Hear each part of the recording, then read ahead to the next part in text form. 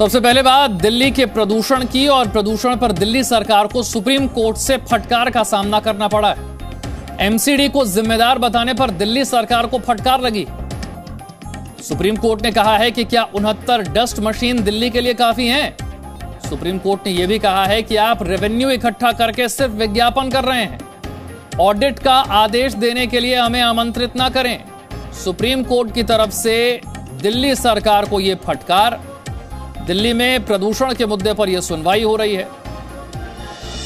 इससे पहले दिल्ली सरकार की तरफ से एक एफिडेविट भी दिया गया, लेकिन इस तरह की फटकार का सामना करना पड़ रहा है। राजू रात मेरे सहयोगी मेरे साथ जुड़ गए। सुप्रीम कोर्ट से जबरदस्त फटकार दिल्ली सरकार को।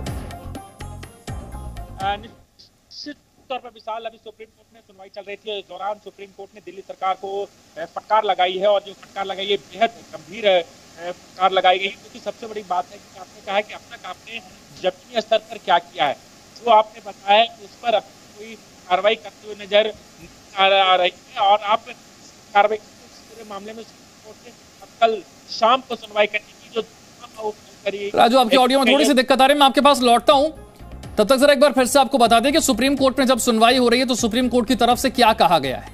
यह कहा गया है कि क्या 69 डस्ट मशीनें जो आपने खरीदी हैं वो दिल्ली के लिए काफी हैं, पूरे दिल्ली के लिए क्या 69 डस्ट मशीन काफी हैं? एमसीडी को जब जिम्मेदार बताया दिल्ली सरकार ने तो उस पर भी दिल्ली सरकार को फटकार लगाई गई। यह भी कहा गया कि आप विज्ञापन दे रहे हैं, हमें ऑडिट के लिए आमंत्रित ना करें। आपने विज्ञापन दिए हैं, केवल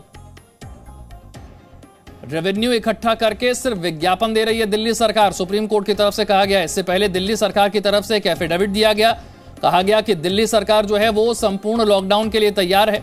सुप्रीम कोर्ट की तरफ से क्या निर्देश दिया जाता है इसका इंतजार किया जा रहा है। इससे पहले जो सुनवाई हुई थी, सुप्रीम कोर्ट ने कहा था कि लॉकडाउन पर विचार किया जाए, इसके लिए क्या कोई प्लान है, क्या कोई फॉर्मूला हो सकता है, वो दिल्ली सरकार लेकर आए। दिल्ली सरकार ने अपनी तरफ से एफिडेविट दे दिया है।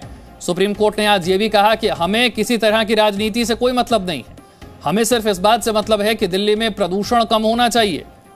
यह भी कहा गया कि सिर्फ विज्ञापन आप कर रहे हैं, क्या 69 डस्ट मशीनें दिल्ली के लिए काफी हैं? एमसीडी को जब जिम्मेदार बताया दिल्ली सरकार ने तो उस बात पर भी दिल्ली सरकार को ही फटकार लगी सुप्रीम कोर्ट की तरफ से। और जो लोग दिल्ली एनसीआर में रहते हैं वो इस बात को समझते हैं कि एयर क्वालिटी खराब होना, ये जैसे ही सर्दियां आती हैं दिल्ली एनसीआर में एयर क्वालिटी खराब हो जाती है और बेहद खराब, खतरनाक की श्रेणी में पहुंच जाती है।